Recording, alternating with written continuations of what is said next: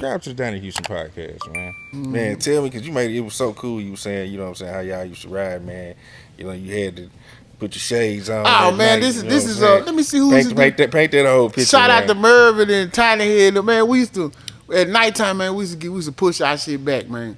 And if you can't get faded and put your lokes, they used to have them little black lokes. If you can't put the lokes on and drive at night, we going from Brayburn on the west all the way to Third Ward and back. Like we moving and grooving, we got shit going on. But whoever driving, you got to put them lokes on. And you can't be running up on shit because the car is fixed up, you know.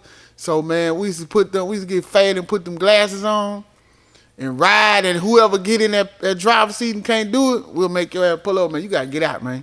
Riding in the nighttime, fried with the lokes on, man. Come on, man. Niggas don't know nothing about that. Going to the Serb Highs, going to the bootleg and all that, ride back and forth, man. We went back Third Ward like 2-3 times in the evening. Like I'm talking about.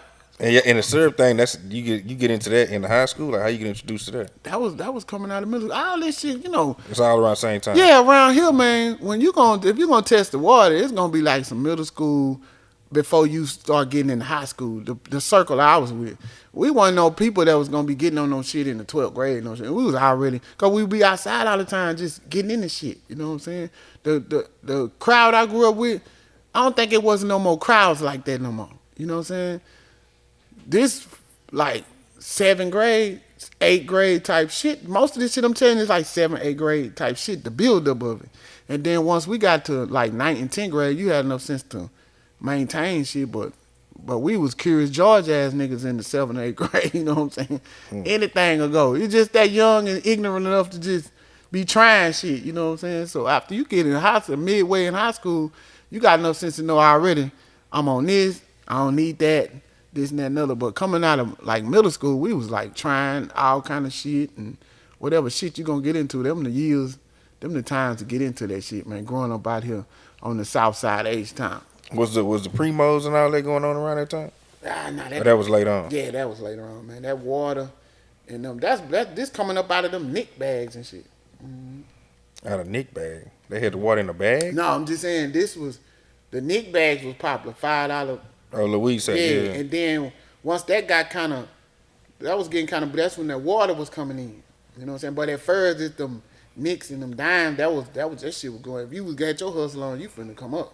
If you was on that shit, you know what I'm saying? And then that water came in, and then once that water started getting real popular, then that's when the crack and all that shit was right after that water, that crack was dangerous. You know what I'm saying? From what I remember, it was the amp and the crack was circulating around the same time. You know what I'm saying? Did you dabble in? Because I mean, it was so much money. You know what I'm saying? To get like out I say, of that. man, I grew up. We was on some bandit shit. You know what I'm saying? So, you know, cats started hustling and piecing up. That was in my neighborhood. That was later on. You know, coming out the gate, niggas on some bandit shit. You know, dropping nigga ass off in Myland, Champion Forest, Sugarland. You know what I'm saying? That shit ain't gonna take that long. Go back and pick a nigga up or whatever. The way we was rolling around here with the circle I was rocking with, they wasn't cooking up no work or no shit like that. They wasn't none of that shit. But when them boys hit the scene, you might think they flipping some and all that. Nah. Them niggas gonna put their hands on some shit. You know what I'm saying? Crowd I grew up with, they were getting it all the way on, man. And it wasn't like, it was just like niggas was in their own world. It didn't really seem as bad as it was till people started getting time. You know what I'm saying? You hear about a nigga get some time, you be like, damn. All the nigga did was, you know what I'm saying? But when that time make you start thinking like, damn, man, they locked homeboy for how long? So that's gonna put a stain on your brain. You'll be like, oh shit, man, hold on, let me back away from some of this shit, cause that's a long time. Even though you young, that shit, them boys getting time, man. I got friends getting life sentence. Coming out of like 9th grade, 10th grade, I had friends getting life sentence, man. 10, 11th grade, nigga getting life sentence. Now, come on, how you gonna be friends with a nigga and he go to court and they give him life sentence and you know, 25 years and all this shit, man. Come on, man. It'll make your ass go somewhere and sit down for a minute and reevaluate how important this shit is. You know what I'm saying? So, yeah, man. Growing up over here, it was just different, man. Was Mello involved with all that while y'all was Man, doing Mello that? He was wild just as straight hell. music. Now, mind you, this man wild.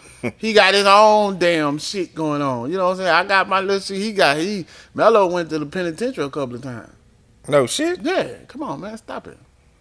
Yeah, Mello done kidnapped motherfucking. I'm talking about at the time it was going down, man.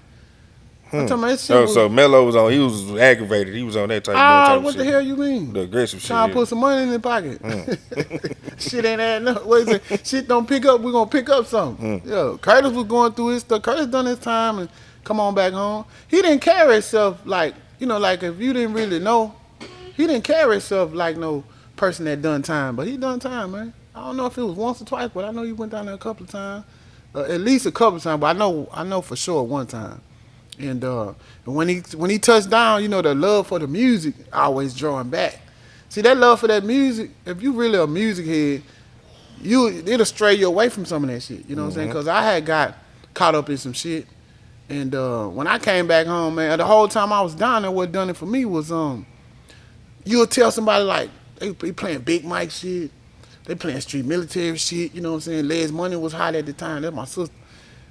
Mello shit. So I was like, man, them my peoples. And niggas be, everybody lying down there.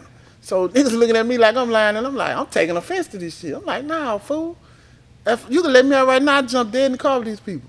So everybody treated me like I was a liar. So when I got out, man, I was like, nah, man, I'm finna jump down and then they embraced me when I come home. So I'm doing shows. Wait. When did you end up going in? This was when I started wanting to take the music serious and my talent and shit. It was like No. I'm saying when you had to go sit down and all like that. 88. Off in the 88, 89, somewhere off of Oh, back then. Okay. It's been a long time, but I know it's somewhere off in there. Because I supposed to been here to graduate school, deal with my school and all that shit. Donnie Houston.